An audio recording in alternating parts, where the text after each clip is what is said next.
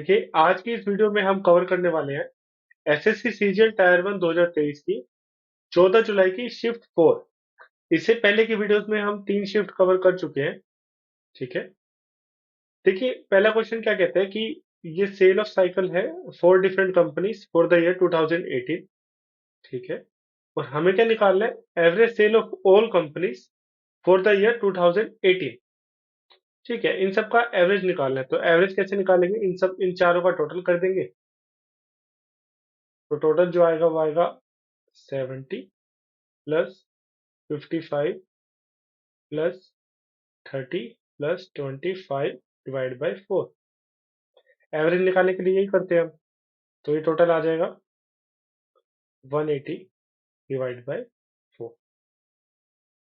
तो ये वैल्यू 1000 में है, तो ये 1000 में आ जाएगी। तो ये आ जाएगी 45 और 1000। तो ऑप्शन ए इसका करेक्ट है। ठीक है, सिंपल है। अगले क्वेश्चन में क्या गिवन है कि ratio of number of boys to that of girls is 11:15। एक स्कूल में बॉयज और गर्ल्स का जो रेशियो है वो है 11:15। If there are 200 more girls than boys in the school, भाई जो गर्ल्स हैं वो 200 मोर है। इसका मतलब जो ये गैप है 4 का, इसकी वैल्यू हमें 200 गिवन है। क्लियर है। हमें निकालना है what is the number of boys in that school. ठीक है। 4 बॉयज क्या है 11, तो 4 की वैल्यू 200 है। तो 1 की कितनी होगी 50, तो 11 की कितनी होगी 550। ये नंबर ऑफ बॉयज आ जाएगा। तो ऑप्शन ए इसका करेक्ट आंसर। ठीक है। इसमें क्या एक टेबल गिवन है कि ये फैक्ट्रीज हैं और ईयर वाइज उनकी मैन्युफैक्चरिंग गिवन है। ठीक है। हमें क्या निकालना है, what is the respective ratio of sweets manufactured by factories P Q R in 1998। भाई 1998 की बात हो रही है। इसमें जो पी क्यू आर ने जो स्वीट्स मैन्युफैक्चर करी उसकी रेशियो निकालनी है किससे, sweets manufactured by S T U. S T U.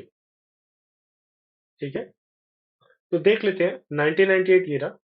P ने मैन्युफैक्चर करी है 178, क्यू ने करी है 240 और आर ने 150 और एस ने करी है 130, टी ने करी है 177 और यू ने करी है 192। इन तीन कंपनीज की जो टोटल है और जो इन तीन कंपनीज का टोटल है, इनका हमें रेशियो निकालना है। तो टोटल कर लेते हैं और यहाँ का टोटल आ जाएगा। तो 568 रेशियो 499। ऑप्शन है इसका करेक्ट आंसर। ठीक है, स्ट्रेट फॉरवर्ड डाटा था और हमें वही करना था, सिंपल।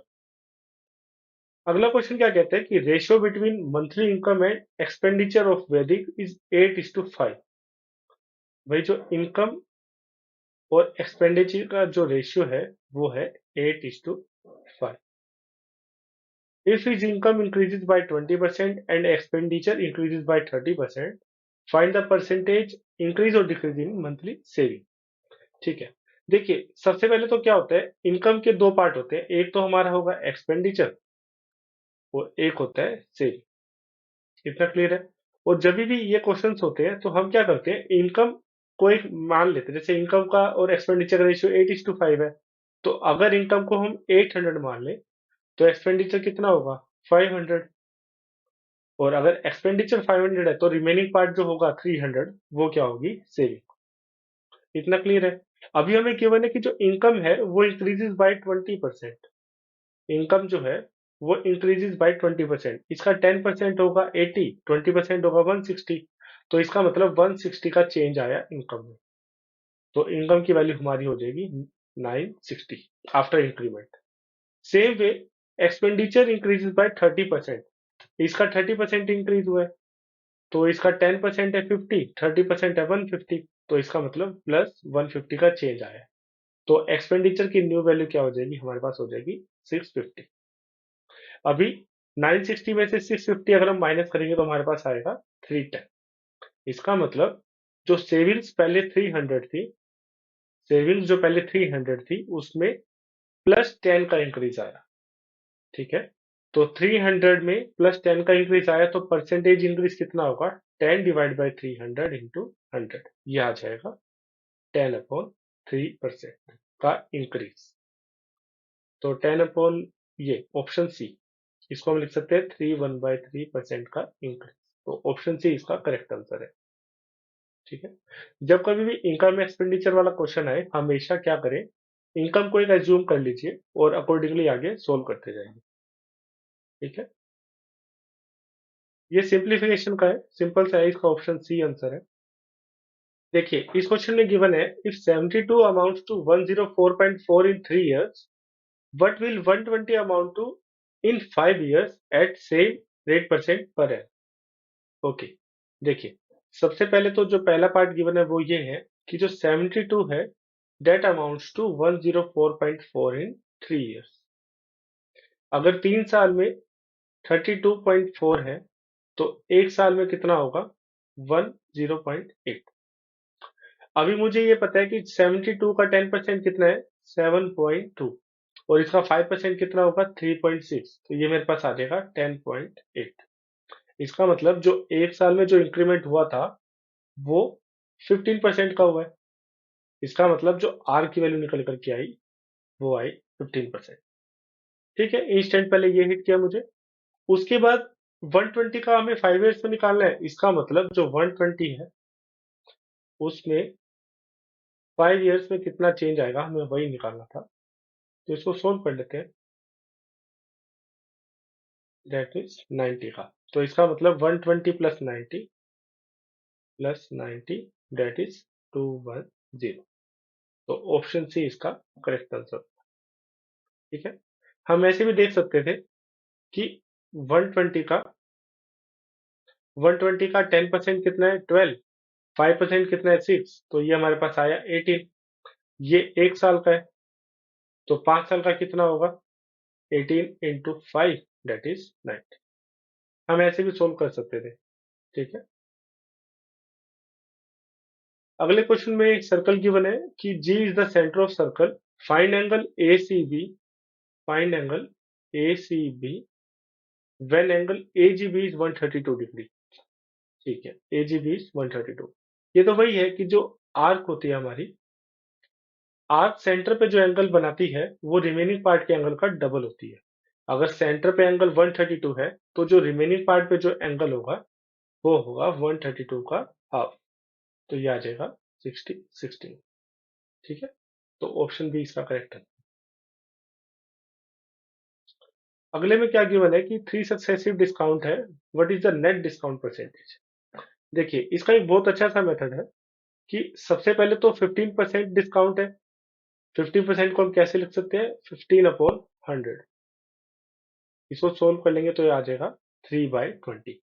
भाई जो 3 का डिस्काउंट है 20 के ऊपर, इसका मतलब अगर कोई वैल्यू 20 होगी तो उसके ऊपर 3 का डिस्काउंट लगेगा तो वो 17 हो जाएगा। ये पहली चीज। दूसरा हम 20% के लिए कर लेते हैं सेम चीज। 20% का क्या मतलब है, 1/5 सीधा। तो इसका मतलब अगर कुछ 5 है तो उसकी डिस्काउंट लगाएंगे तो 4 आ जाएगा। और 25% क्या होता है, 1/4। 25% होता है 1/4। इसका मतलब 4 रहा होगा तो वो -1 होके 3 हो जाए। तो हमेशा इन क्वेश्चन में क्या करिए, जो लेफ्ट हैंड साइड है और जो राइट हैंड साइड है इसको एक जगह रख के सोल्व कर लीजिए। कैसे, भाई इनका प्रोडक्ट और इनका प्रोडक्ट नीचे लिख लीजिए। तो अगर इनका मल्टीप्लाई करेंगे तो 4 से 4 कट जाएगा और कुछ नहीं कट रहा है। तो इसका मतलब 100 की वैल्यू आ जाएगी यहाँ पे 51। तो 100 से 51 का चेंज है -49 का। तो 100 पे 49 का चेंज है, इसका मतलब जो नेट डिस्काउंट वैल्यू है वो 49% है, ठीक। तो ये सबसे अच्छा मेथड रहता है कि पहले एक बार फ्रैक्शन में निकाल लीजिए, उसके बाद लेफ्ट हैंड साइड को अलग से और राइट हैंड साइड को अलग से सोल्व करके अगर कुछ दोनों में कटता है तो काट के नेट वैल्यू हमारे पास आ जाएगी, ठीक है। 100 में 49 का डिक्रीज हुआ है, इसका मतलब जो नेट डिस्काउंट लगा है वो 49% है, ओके। अगले में क्या गिवन है कि pipe A can fill an empty tank in 18 hours. जो पाइप ए है वो 18 आवर्स में टैंक को भर देता है, और पाइप बी 24 आवर्स में। पाइप बी जो है 24 आवर्स में। If both pipes are open simultaneously, how much time will they take to fill the empty tank. ठीक है, दोनों मिलके कितने टाइम में भरते हैं, हमें यही निकालना है। तो सिंपली इसका एलसीएम ले लेते हैं, 18 और 24 का। तो ये मेरे पास आ जाएगा 4, ये आ जाएगा 3। तो टुगेदर अगर ए प्लस बी का टाइम निकालना है, वो आ जाएगा 72 अपॉन 4 प्लस 3 दैट इज 7। तो ये मेरे पास आ जाएगा 10, 2 अपॉन 7। तो ऑप्शन सी इसका करेक्ट आंसर। ठीक है, सिंपल सा है। अगले में क्या गिवन है, in a mixture of 55 litres fruit juice and water are in the ratio 4:1। भाई 55 लीटर का एक मिक्सचर है, उसमें जो फ्रूट जूस है और जो वाटर है उसका जो रेशियो है वो है 4:1। आगे क्या है, how much water must be added to make the mixture in the ratio 2:1। ठीक है, सिंपल है। इसको हम एलिगेशन से कर सकते हैं कि एक तो हमें ऊपर जो पार्ट रखेंगे, या तो फ्रूट वाटर का रखेंगे, फ्रूट बाय टोटल, या हम वर्क कर सकते हैं वाटर बाय टोटल से।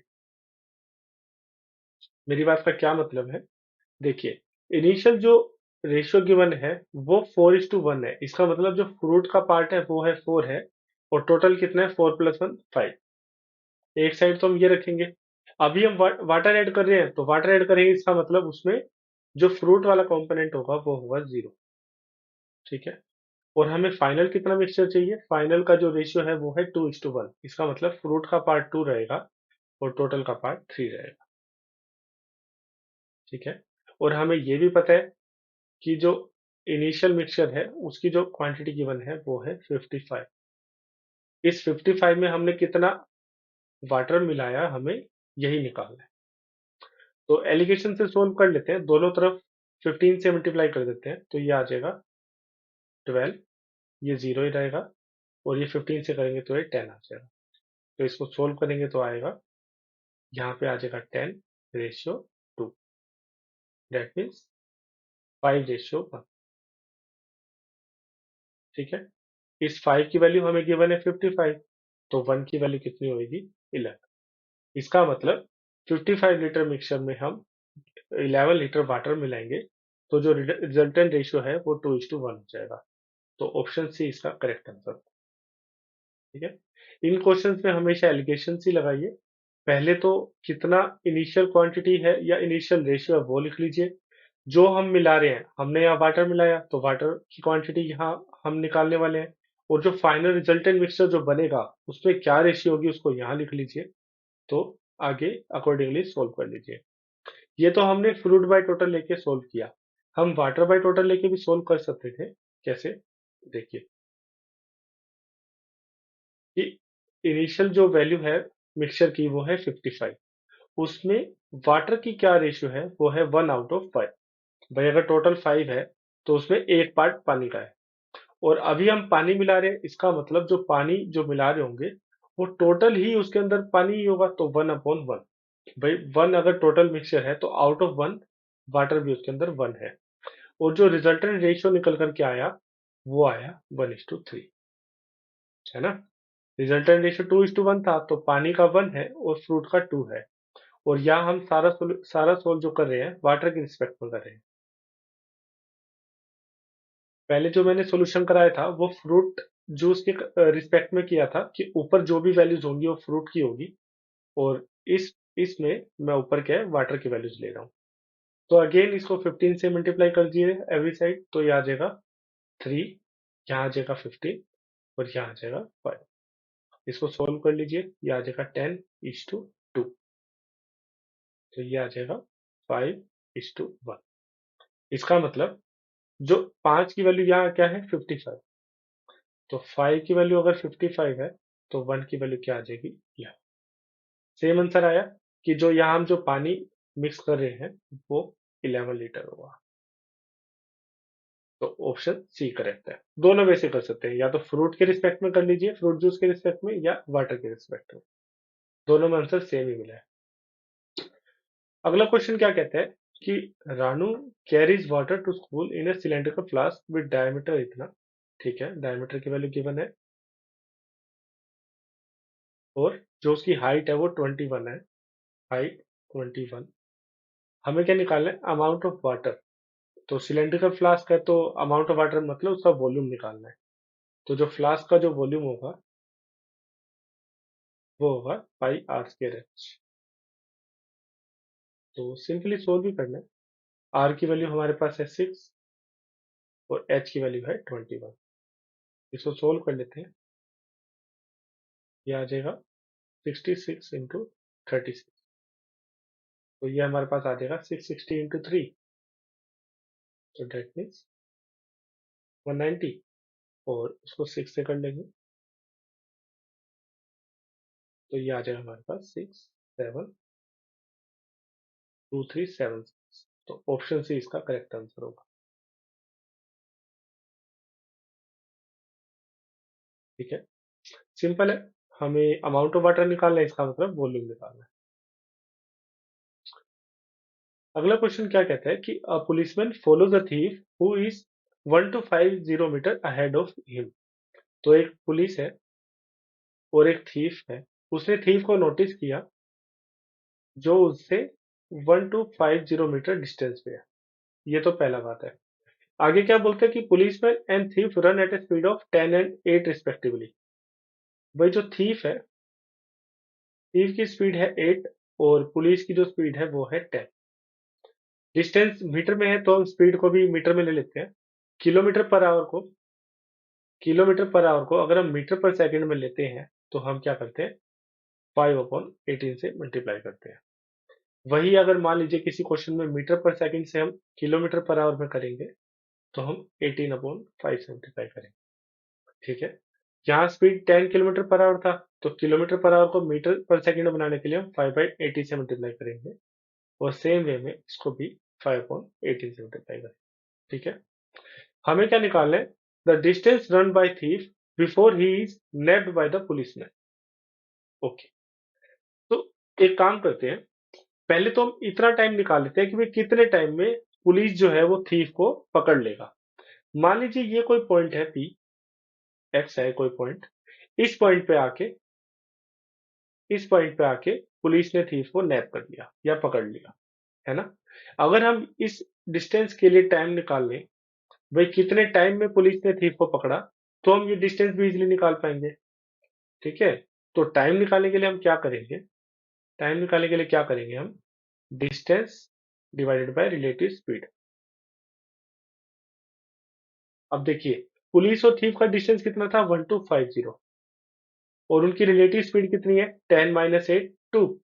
तो 2 × 5/18, क्योंकि यहाँ मीटर में है तो हम नीचे भी मीटर पर सेकंड में ही डील करेंगे।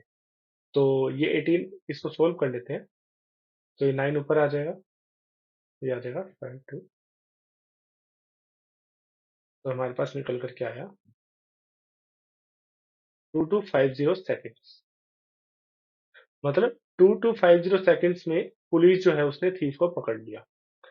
अभी हमें निकालना है डिस्टेंस रन बाय थीफ।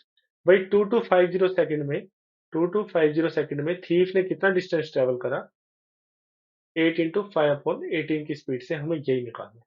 ठीक है, तो डिस्टेंस हमें पता है, स्पीड हमें पता है, टाइम हमें पता है, स्पीड हमें पता है, तो डिस्टेंस निकाल लेंगे। Distance is equal to speed into time. तो स्पीड है 8 × 5/18 और टाइम जो है वो है 2250। इसको सोल्व कर लेना सिंपली। तो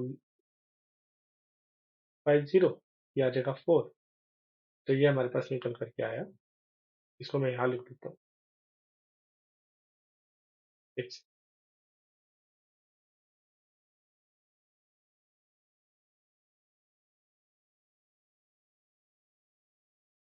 तो ये हो जाएगा हमारा 500।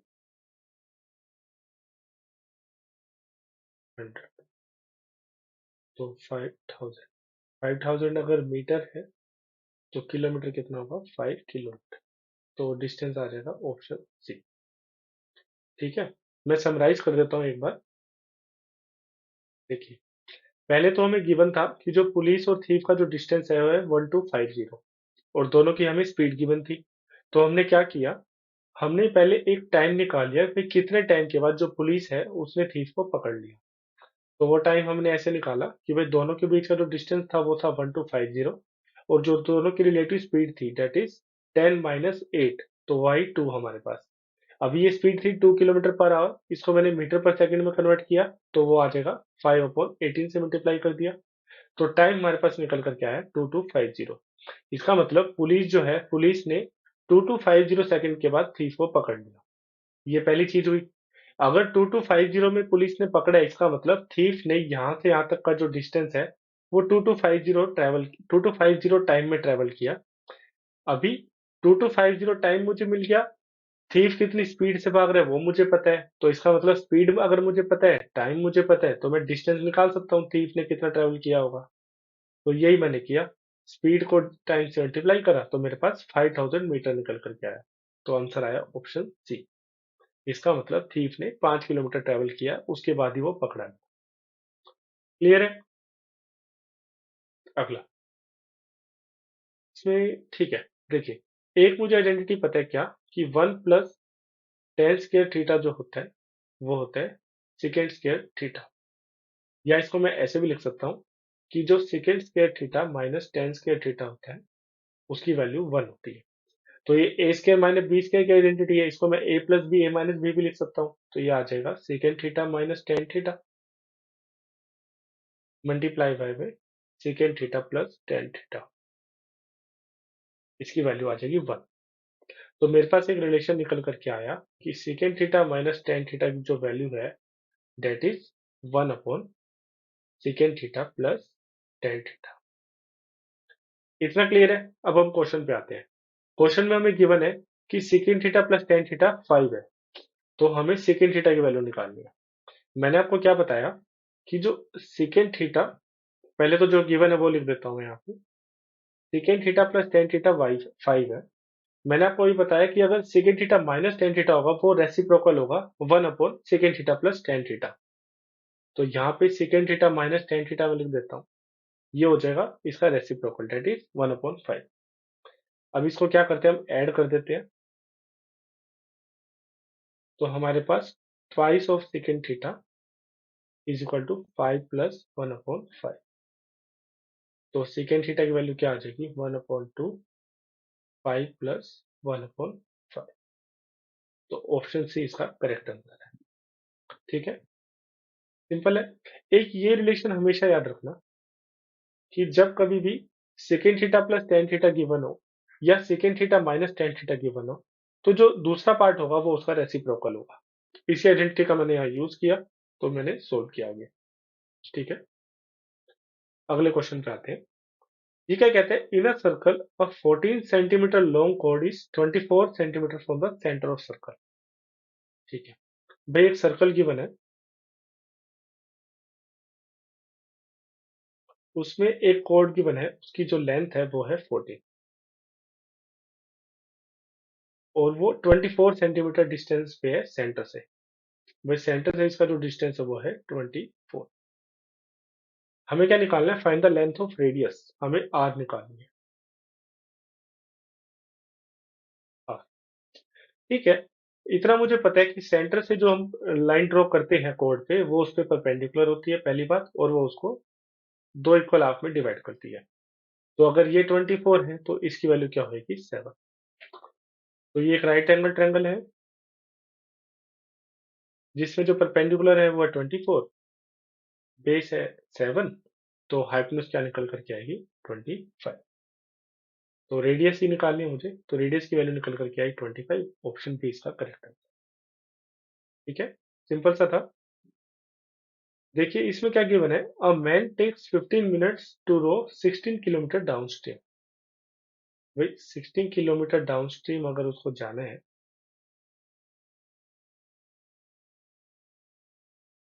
तो उसको 15 मिनट्स लगते हैं,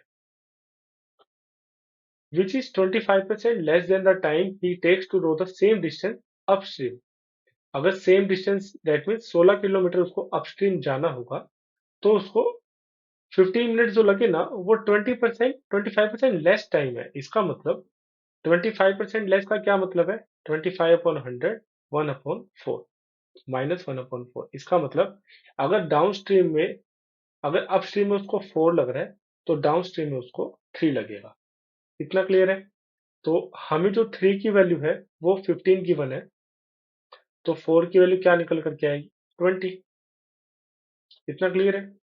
अब हमें निकालना है how many kilometres can the man row in an hour in still water. तो ठीक है, देखिए हमें क्या गिवन है कि जो अपस्ट्रीम है, डाउनस्ट्रीम वाला केस ले लेते हैं पहले। डाउनस्ट्रीम उसमें जो बोट की स्पीड होगी, speed of boat plus speed of stream, ठीक है। और अपस्ट्रीम का क्या मतलब है? अपस्ट्रीम का मतलब है कि जो स्पीड ऑफ बोट है उसमें स्पीड ऑफ स्ट्रीम माइनस होगी। पहली चीज तो ये। दूसरा क्या है, मुझे ये पता है कि जो 16 किलोमीटर जो डाउनस्ट्रीम उसने ट्रेवल किया 15 मिनट्स में, तो इसका मतलब 1 घंटे में कितना ट्रेवल करेगा? 64। तो जो डाउनस्ट्रीम में बोट की स्पीड है वो है 64 kilometre per hour. Similarly upstream में मुझे क्या गिवन है? अपस्ट्रीम में मुझे गिवन है कि जो उसने 16 किलोमीटर ट्रेवल किया वो 20 मिनट्स में ट्रेवल करा। इसका मतलब 1 घंटे में अगर वो अपस्ट्रीम में होता तो वो 48 किलोमीटर ट्रेवल करता। इसका मतलब जो अपस्ट्रीम की जो स्पीड थी वो है हमारे पास 48 किलोमीटर पर। तो सिंपल है। हमें क्या निकालना है कि भाई एक जो मैन है वो स्टिल वाटर में 1 घंटे में कितना ट्रेवल करेगा। अगर मुझे स्पीड ऑफ बोट पता चल जाए, वही तो मुझे निकालना है। तो स्पीड ऑफ बोट के लिए मैं क्या करूंगा, इसको ऐड कर दूंगा, तो ये मेरे पास आ जाएगा twice of speed of boat is equal to 112। तो जो स्पीड ऑफ बोट निकल करके आई वो मेरे पास आई 56 किलोमीटर पर आवर। ठीक है, तो ऑप्शन है इसका करेक्ट आंसर। सिंपल है।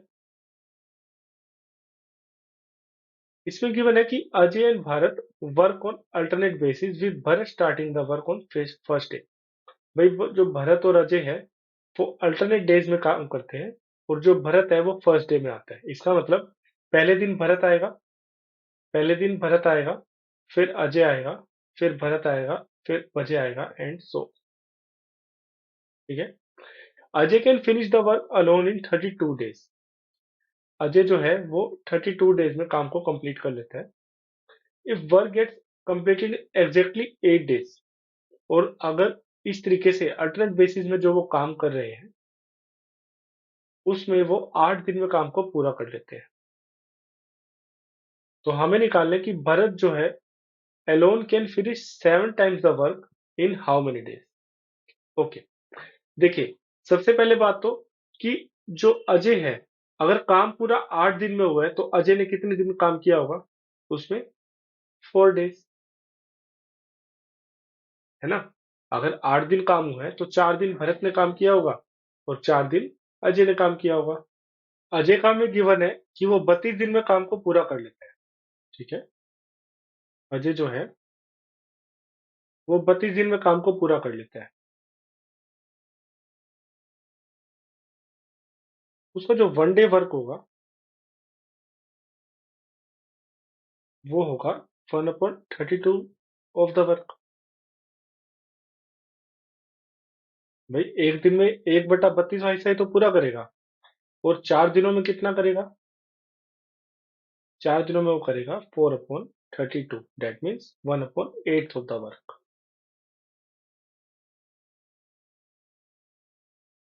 मैंने क्या किया, मुझे ये पता है कि जो अल्टरनेट बेसिस पे वो दोनों काम कर रहे थे भरत और अजय, उन्होंने 8 दिन में काम को पूरा किया था। 8 दिन में काम को किया था, इसका मतलब अजय ने 4 दिन काम किया और भरत ने 4 दिन काम किया। पहले मैंने ये देख लिया। उसके बाद मुझे पता है जो अजय जो है वो 32 दिन में काम को पूरा कर लेता है। अगर अजय 32 दिन में काम को पूरा कर लेता है तो उसका 1 डे वर्क क्या होगा? 1/32। तो 4 डेज वर्क क्या होगा? 4/32, that is 1/8 of the work. इसका मतलब अजय ने अगर 4 दिनों में 1/8वां हिस्सा ही काम का किया, तो जो भरत जो है, भरत ने 4 दिनों में 7/8 वर्क किया होगा। भाई 1/8 इसने करा तो रिमेनिंग जो वर्क था 7/8 वो भरत ने 4 दिन में किया। तो भरत जो है वो 7/8 वर्क करता है 4 दिन में, तो वो कंप्लीट वर्क कितने में करेगा? 4/7 ये आ जाएगा मेरे पास 32/7 डेज। भाई भरत जो है वो काम को पूरा 32/7 दिनों में पूरा कर लेता है। हमें क्वेश्चन में क्या पूछा है कि Bharat alone can finish the 7 times the work. इसका 7 टाइम्स द वर्क होगा, इसका मतलब एक वर्क वो करता है 32/7 डेज में। तो अगर इसका 7 टाइम्स हमें निकालना होगा तो वो उसका करेगा 32 डेज। तो ऑप्शन डी इसका करेक्ट आंसर। ठीक है। इसमें क्या गिवन है कि second theta plus cos theta 32 है, हमें निकालना है second square theta plus coat square theta. Okay.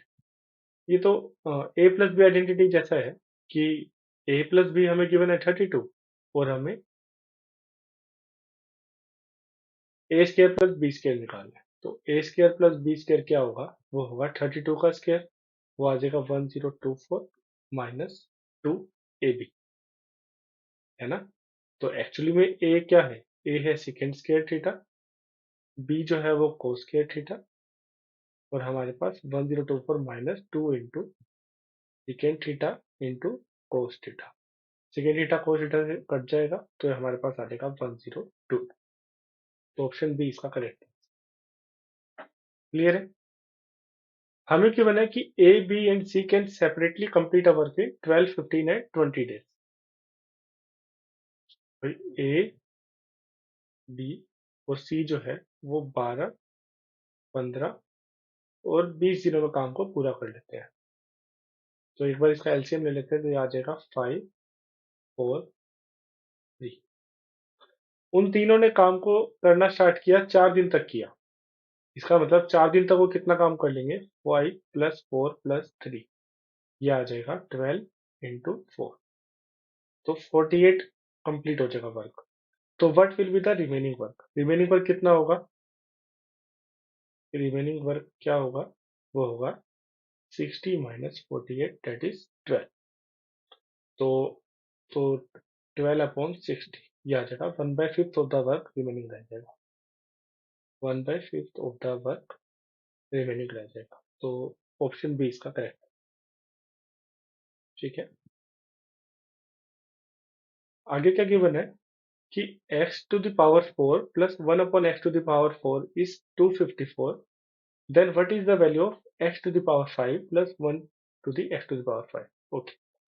देखिए, इसको करने से पहले मैं आपको एक चीज दिखाता हूँ कि हमें पता है कि अगर x² plus 1/x² को मैं x³ plus 1/x³ से अगर मल्टीप्लाई करूंगा तो मेरे पास क्या आएगा? पहले इस टर्म को इससे मल्टीप्लाई करूंगा तो आ जाएगा x⁵, फिर इस टर्म को इससे करूंगा तो आ जाएगा 1/x, देन इसको इससे मल्टीप्लाई करूंगा तो x, और इसको इससे मल्टीप्लाई करूंगा तो 1/x⁵। अभी जो ये x प्लस 1/x है इसको मैं लेफ्ट हैंड साइड ले जाऊंगा तो मेरे पास क्या आ जाएगा?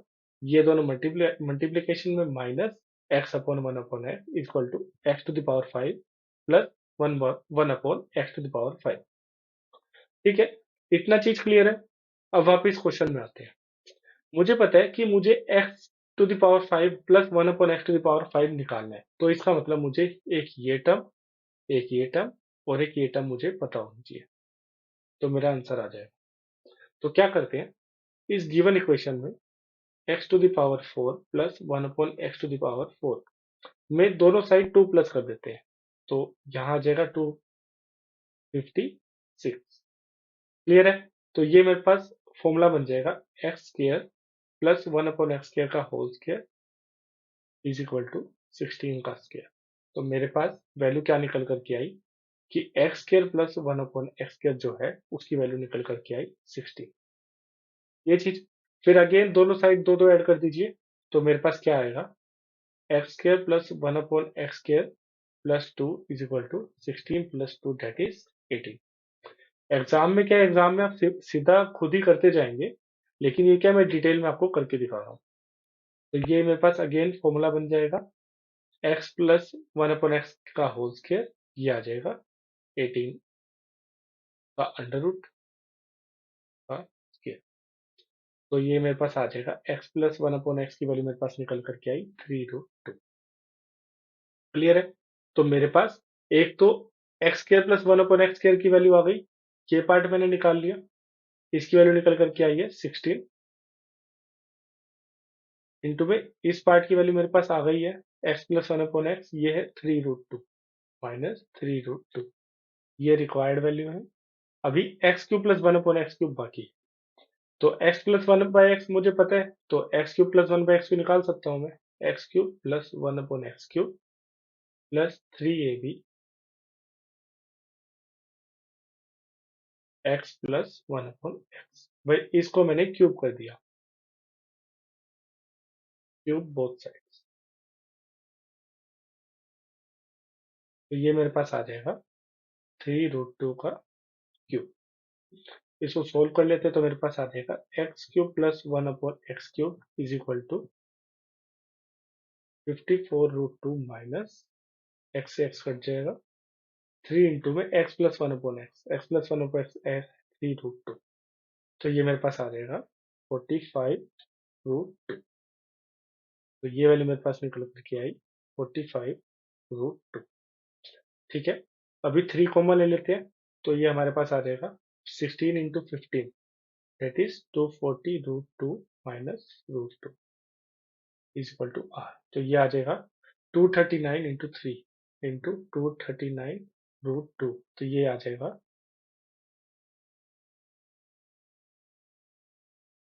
817√2।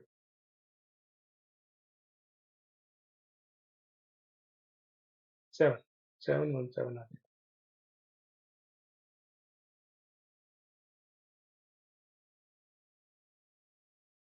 तो 717 कोई है, ये रहा ऑप्शन है इसका करेक्ट आंसर। ठीक है, बस इतना याद रखिए, जब कभी भी x to the power 5 plus one upon x to the power 5 पूछा गया हो, तो आपको ये माइंड में याद रखना है कि वो इस तरीके से निकलेगा। ये तो क्या है कि मैंने आपको बेसिक से करके दिखाया है। एग्जाम में क्या है कि आप वन स्टेप में करते जाएंगे भाई। इस रिलेशन से आपको एक्स के plus one upon x square मिल जाएगा, फिर इस रिलेशन से x plus one upon x निकल जाएगा, और इससे x cube plus one upon x cube निकल जाएगा। ये सारा वन वन स्टेप में करते जाएंगे, इतना डिटेल नहीं करेंगे, वो विद प्रैक्टिस आपका हो जाएगा। अगला क्वेश्चन देखते हैं। इसमें गिवन है कि a shopkeeper gains 20% in place of 16% loss. भाई जो शॉपकीपर है उसको 20% गेन हो जाता है इंस्टेड ऑफ 16% लॉस। तब जब selling price of an article is increase by 324। भाई जो सेलिंग प्राइस है वो 324 रुपीज से इंक्रीज किया, हमें सीपी निकालना है। देखिए इस सिंपल सी बात को पहले मैं समझाना चाहूंगा। मान लीजिए किसी का कॉस्ट प्राइस है 100, कॉस्ट प्राइस 100 है। मैंने आपको एक स्टेटमेंट दिया कि भाई अगर मैं अ, इसका सेलिंग प्राइस मान लीजिए 100 ही है, तो नो प्रॉफिट नो लॉस जैसा हुआ। मैंने आपको एक स्टेटमेंट दिया, अगर सेलिंग प्राइस को मैं 20 से इंक्रीज कर देता हूं, अगर सेलिंग प्राइस को 20 से इंक्रीज कर देता हूं, तो जो शॉपकीपर को जो गेन है, शॉपकीपर का जो गेन है वो 0% से 20% हो गया। ठीक है, दोबारा बताता हूँ भाई। मैंने एक सिनेरियो दिया आपको कि कॉस्ट प्राइस 100 है और सेलिंग प्राइस 100 है। अगर मैंने सेलिंग प्राइस को 20 से इंक्रीज करा, 20 रुपीज से, सेलिंग प्राइस को 20 रुपीज से इंक्रीज करा, तो जो शॉपकीपर का जो गेन परसेंट है 0 से 20% हो गया। तो इसका मतलब जो 20% जो पार्ट है वो मेरे पास 20 रुपीज है, तो 100% कितना होगा, वो होगा 100 रुपीज। इसका मतलब जो मेरे पास गैप निकल करके आया वो एक्चुअली में कॉस्ट प्राइस का ही परसेंटेज है। गैप जो निकल करके आया वो कॉस्ट प्राइस का ही परसेंटेज है। कि भाई 20% का यहाँ डिफरेंस आया, तो 20% की वैल्यू 20 है। इसका मतलब कॉस्ट प्राइस का 20% जो है वो 20 है, तो 100% क्या होगा, 100। इतना क्लियर है। अब वापिस हम क्वेश्चन पे आते हैं। क्वेश्चन में क्या गिवन था कि अगर शॉपकीपर सेलिंग प्राइस को 324 रुपीज से इंक्रीज कर देता है, तो जो 16% लॉस है वो 20% गेन में कन्वर्ट हो जाता है। तो यहाँ पे जो चेंज आया वो 36% का आया। यहाँ पे जो चेंज था वो 20% का था, है ना। तो चेंज को,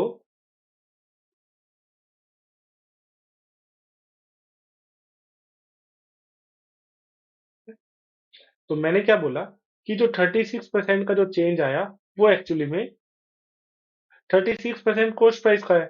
तो 36% इतना, तो 1% होगा इतना, तो 100% क्या होगा, ये हमारा कॉस्ट प्राइस निकल करके आएगा। तो सोल्व कर लेते हैं।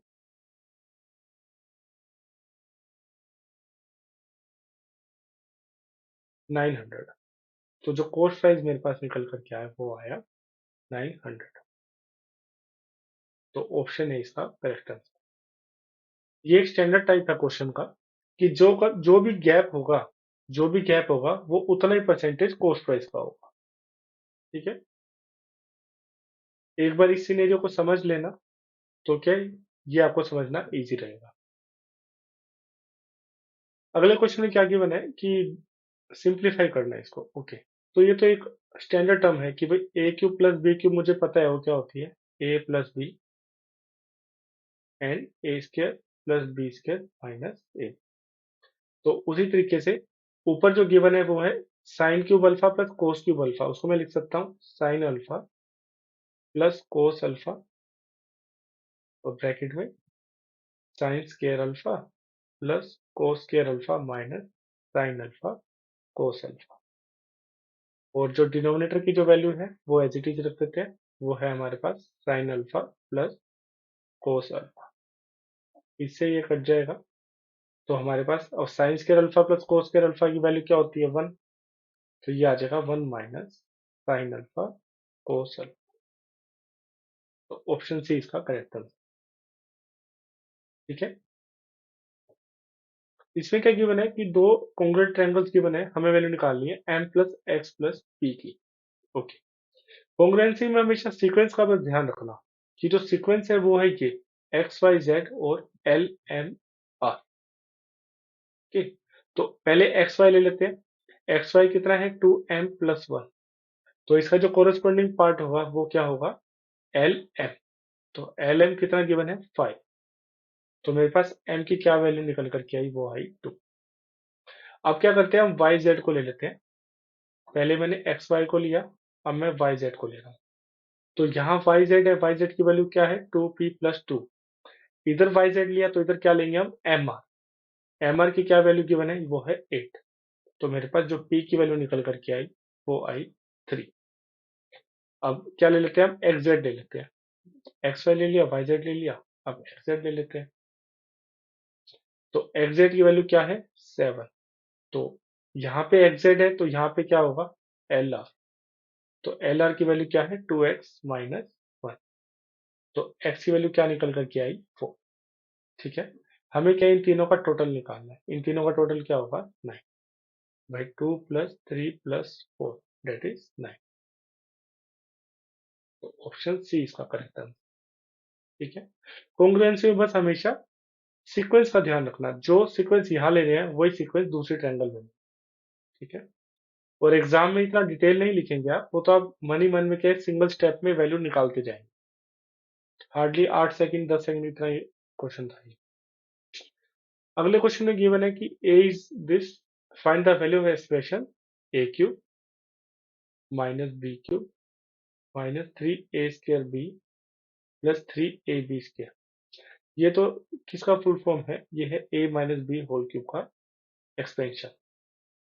सेम वे में a प्लस बी का होल क्यूब का एक्सपेंशन क्या होता है, वो होता है a cube plus B cube plus 3a² b plus 3ab square. Clear है।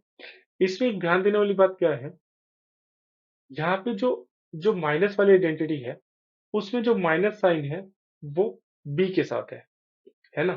तो एक आप ध्यान रखना कि जो इसमें तो चलो स्ट्रेट फॉरवर्ड आइडेंटिटी ही गिवन है तो हम उसको सोल्व कर लेते हैं। तो ए माइनस बी का होल क्यूब है ये, तो ए मेरे पास है 17 माइनस बी है 13 का होल क्यूब। तो ये मेरे पास निकल कर आएगा 4 का cube that is 64। Option D इसका करेक्ट आंसर। ठीक है, स्टैंडर्ड आइडेंटिटी थी, उसके बेस के ऊपर डायरेक्ट वैल्यू पुट करके आंसर पूछा गया था। ये सिंप्लीफाई करना है, इसको ऑप्शन ए आंसर है। लास्ट क्वेश्चन क्या है कि जो ज्ञानेंद्र और अरविंद है उनकी जो एज का रेशियो है, ज्ञानेंद्र और अरविंद उनकी एज का रेशियो है 6:5। Sum of their ages is 55. Then what will be the ratio of their ages after 7 years from now? भाई 7 साल बाद उनकी एज का क्या रेशियो होगा, हमें ये निकालना है। तो सम ए 55 गिवन है, तो अगर इन दोनों की रेशियो का सम करेंगे 11, 11 की वैल्यू 55 है, तो ज्ञानेंद्र की एज आ जाएगी 5 से मल्टीप्लाई करेंगे 30, और अरविंद की एज आ जाएगी, तो 1 की वैल्यू 5 है, तो 5 की वैल्यू आ जाएगी 25। 7 साल बाद ज्ञानेंद्र की क्या एज हो जाएगी 37, और अरविंद की क्या एज हो जाएगी 7 साल बाद 25 प्लस 7 दैट इज 32। तो जो रेशियो निकल करके आई वो आई 37:32। ऑप्शन बी इसका करेक्ट आंसर। तो इसी के साथ हमारी आज चौथी शिफ्ट हमने पूरी कर ली है, और इसी सीरीज में हम क्या करेंगे, सीजीएल टायर 1 2023 की 1 बाय 1 सारी शिफ्टों को कवर करते चलेंगे। ठीक है, तो आज के लिए इतना ही, मिलते हैं नेक्स्ट वीडियो में। Okay, thanks.